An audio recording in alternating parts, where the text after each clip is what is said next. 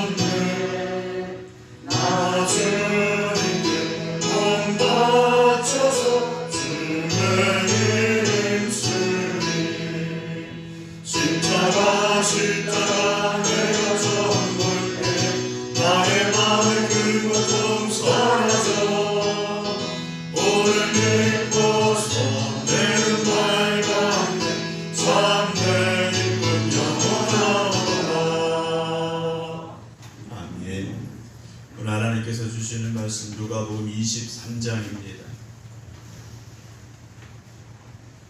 누가복음 23장 1절부터 25절 말씀입니다.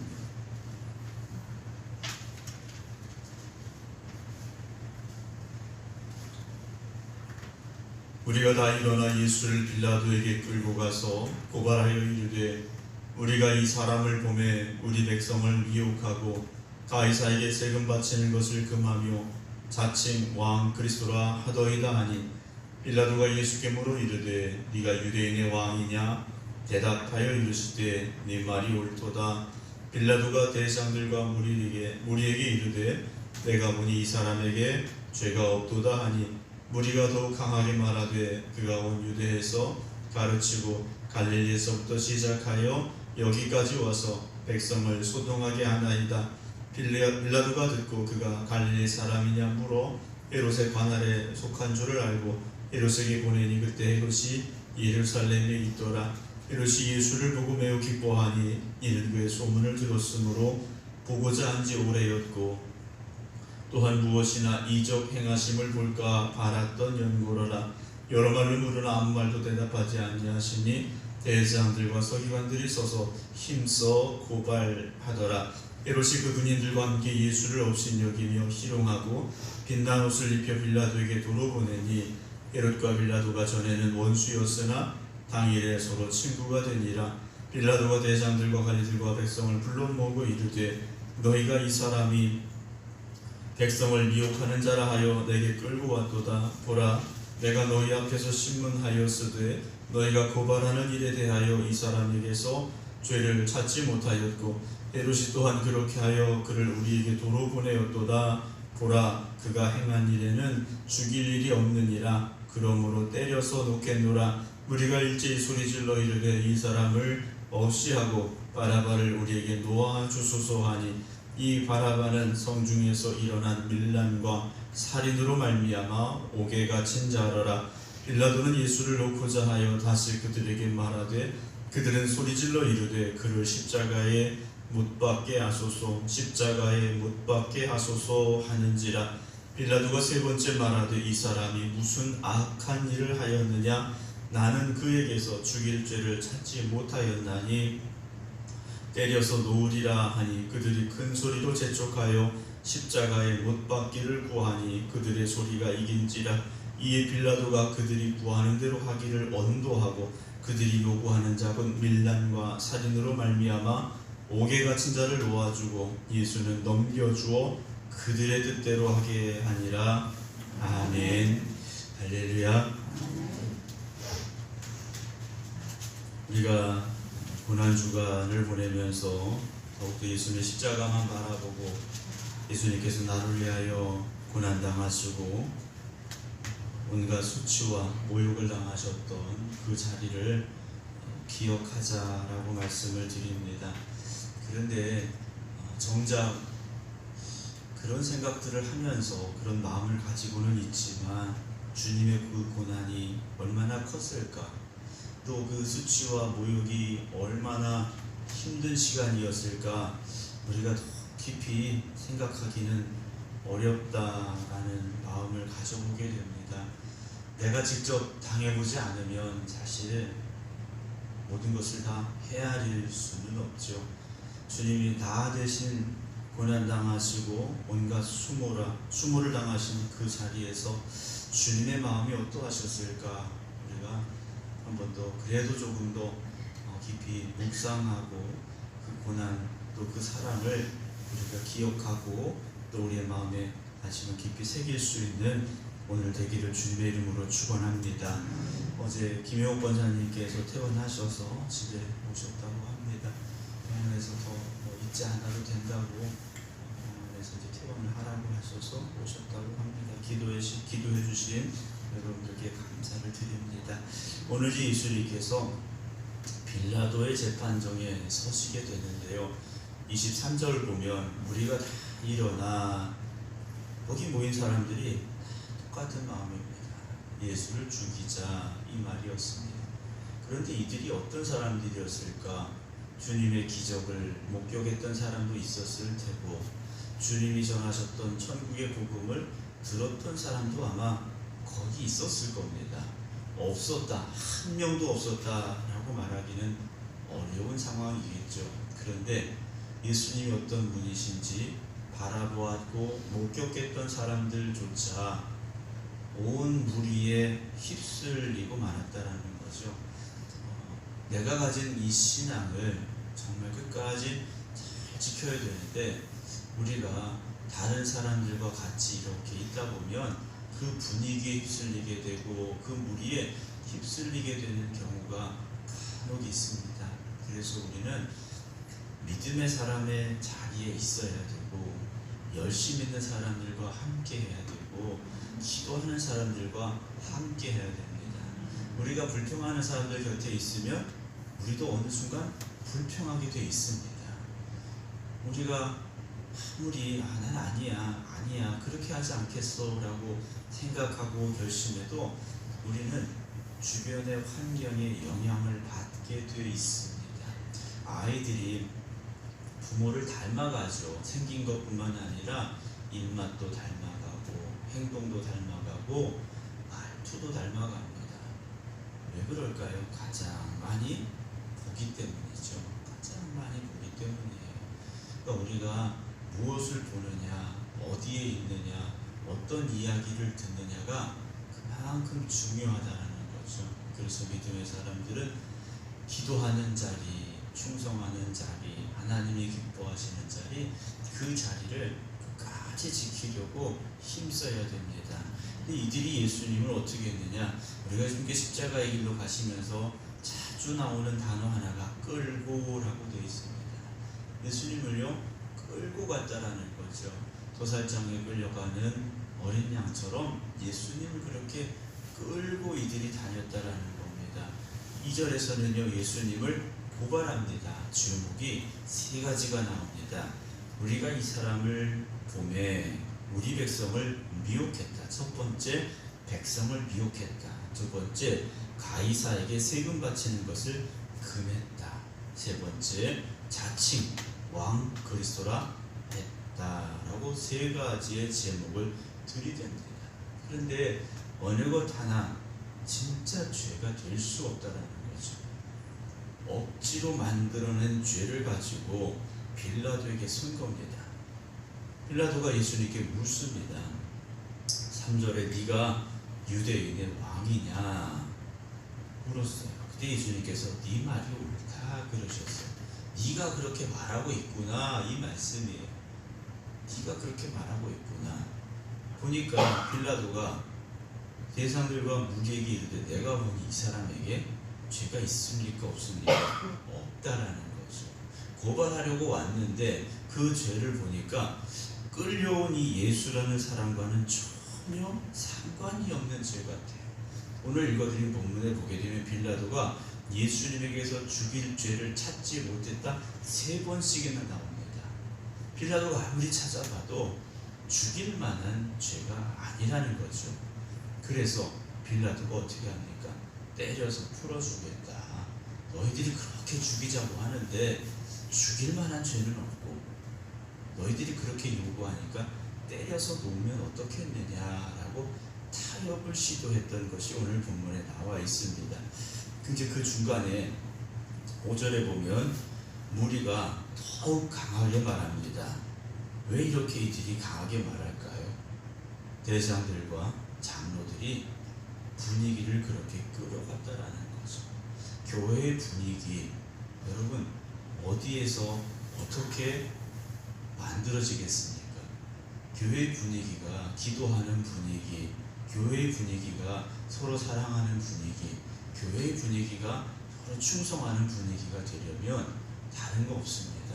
그저 우리가 묵묵히 주님의 십자가만 바라보면서 하나님이 기뻐하시는 그 자리에서 그러한 일들을 하려고 우리가 힘쓰면 되는 거죠. 누가 뭐라 해도 또 뭐 바빠도 어떤 뭐 상황이 있어도 그저 나는 하나님만 바라봅니다 라는 그런 마음을 잃지 않으면 되는데 우리도 사람인지라 사람의 소리에 귀를 기울이게 되고 현실의 상황을 더 무겁게 보게 될 때가 있다라는 거죠.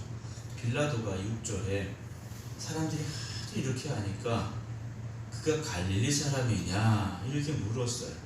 갈릴리에서부터 와서 유대에서 이 예루살렘에서 이렇게 한다라는 소리가 들린 것 같습니다. 그래서 빌라도가 자기는 이 예수를 죄가 없다고 말하는데 하도 죄가 있다고 하니까 그러면 그 당시 갈릴리 지역을 통치하고 있던 헤롯이라는 사람에게 보내게 되죠. 마침 헤롯이 또 예루살렘에 와 있었습니다. 아마 헤롯도 유월절을 지키기 위해서 와 있었겠죠. 그런데 유월절을 지키러 온 그 수많은 사람들의 마음이 정말 하나님께서 그들을 애굽 땅에서 구원하여 주셨던 그 은혜를 기억하고 그 은혜에 감사하는 마음이었느냐? 형식적으로 온 사람들도 많았더라는 거죠. 우리가 예배를 드리러 하나님 앞에 나올 때 정말 나에게 베푸신 그 은혜가 너무 감사해서 그 은혜를 내가 주체할 수 없어서 주님 앞에 나와야 되는데 주일이니까 내가 교회 안 가면 조금 그러니까 하는 마음으로 나오게 될 때도 있다라는 거죠. 말하기는 우리 생각교회 모든 성도 여러분들이 주님 앞에 나올 때는 그 은혜가 너무 감격스러워서 내가 주님 앞에 찬양하지 않고는 견딜 수 없어서 내가 주님 앞에 경배드리지 않고는 견딜 수 없어서 나올 수 있는 이 자리가 되기를 주님의 이름으로 축원합니다. 헤롯이 8절 보면 예수를 보고 매우 기뻐했어요. 왜 기뻐했느냐? 이는 그의 소문을 들었으므로. 예수님 소문을 들었어요. 무슨 소문 들었겠습니까? 기적을 베푼다, 기적을 일으킨다 라는 소문을 들은 겁니다. 그래서 오랫동안 이 소문을 들은 지 오래됐고 또 무슨 이적을 한번 하나 볼까 하는 마음으로 예수님 보는 걸 기뻐했다라는 거죠. 우리가 예수님 만나서 기뻐할 수 있는 이유, 예수님 만날 때 기뻐해야 되는 이유가 무엇입니까? 어떤 이적이나 기적, 표적을 행하셔서가 아니라 예수님께서 나를 사랑하십니다 라는 그 고백이 예수님 만나는 기쁨이 되어져야 됩니다. 그렇지 않으면 예수님께서 나에게 무엇인가 해주지 않으신다라는 생각이 들게 되고 주님 만나는 것이 그리 기쁨이 되지 않고 왜 나에게는 그런 기적이 없는가라는 불평이 우리에게 찾아올 수밖에 없다라는 거죠. 9절에 헤롯이 여러 말로 물었습니다. 하지만 예수님은 아무 말도 대답하지 않으셨어요. 여전히 대제사장들과 서기관들은 힘써서 예수님을 죽이라고 고발하죠. 헤롯이 11절에 그 군인들과 함께 예수님을 어떻게 합니까? 업신여겼어. 별거 아니네 그런 거예요. 어떤 대단한 기적을 자기 앞에서 행하실 줄 알았는데 아무것도 안 하고 아무 말씀도 안 하시고 죄인의 모습으로 초라하게 그 자리에 서 있는 예수님 보면서 업신여겼다 그랬어요. 하나님 보좌 우편에 앉아 계셔야 될 그 예수님이 자기 앞에 서 있는데 업신여기고요 희롱했다 그랬습니다. 빛난 옷을 입혀서 빌라도에게 도로 보냈어요. 예수가 왕이다 하니까 그래? 그럼 왕 같은 옷을 입고 가라 하고 입혀서 보낸 거죠. 12절에 헤롯과 빌라도가 전에는 원수였으나 당일에 서로 친구가 되었다 그랬습니다. 악한 일에 서로가 마음이 하나가 됐다라는 거죠. 악한 일에 서로 마음이 하나가 됐습니다. 빌라도가 다시 대장들과 관리들과 백성을 불러보았습니다. 14절에 이르되 너희가 이 사람이 백성을 미혹하는 자라 하여 내게 끌고 왔도다. 보라, 내가 너희 앞에서 신문하였으되 너희가 고발하는 일에 대하여 이 사람에게서 역시 죄를 찾지 못했다 그래요. 15절에도 헤롯이 또한 그렇게 하여 그를 우리에게 도로 보내었도다. 보라, 그가 행한 일에는 죽일 만한 일이 없다라는 거죠. 사형을 언도할 만한 죄가 없다라는 거예요. 그러면 풀어주면 되죠. 그냥 풀어주면 돼요. 그런데 그냥 풀어주지는 못하고 때려서 놓겠다라고 말하죠. 하지만 18절에 무리가 어떻게 합니까? 일제히 소리 질렀어요. 이 사람을 없이 하라. 그리고 바라바를 놔줘라 그래요. 6월절이 되면 죄인 하나를 풀어주는 관습이 있었는데 이 바라바를 풀어달라는 거죠. 그럼 바라바는 어떤 사람이었느냐? 19절에 성중에서 일어난 밀란과 살인으로 말미암아 사람을 죽였던 사람이에요. 근데 오히려 바라바를 풀어줘라 그러죠. 하지만 20절에 빌라도는 그래도 예수님을 풀어주고 싶었습니다. 죄가 없으니까 다시 그들에게 말하되 그들이 소리를 질렀어요. 그를 십자가에 못 박게 하소서. 십자가에 못 박게 하소서 그랬습니다.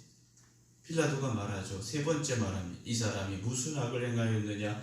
나는 그에게서 죽일 죄를 찾지 못하였나니 내려서 풀어주겠다라고 말하죠. 빌라도는 그만한 권력을 가진 사람입니다. 빌라도는 그렇게 할 수 있는 권력이 있는 사람이에요. 하지만 23절 그들이 큰 소리로 재촉하여 십자가에 못 박기를 구하니 어떻게 됩니까? 그들의 소리가 이겼다 그랬습니다. 여러분, 민주주의는 다수결의 원칙이라는 큰 전제가 있습니다.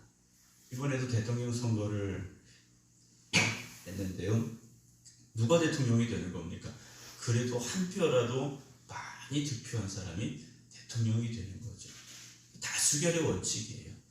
민주주의의 맹점이 무엇입니까? 진리와 정의가 끝까지 지켜지는 것이 아니라 다수가 선택한 것이 진리가 된다는 거죠. 물론 다른 공산주의든 뭐가 됐든 그게 옳다라는 말씀은 아니에요. 민주주의에서도요, 여러 사람이 옳다라고 주장하면 그게 옳은 게 되는 겁니다.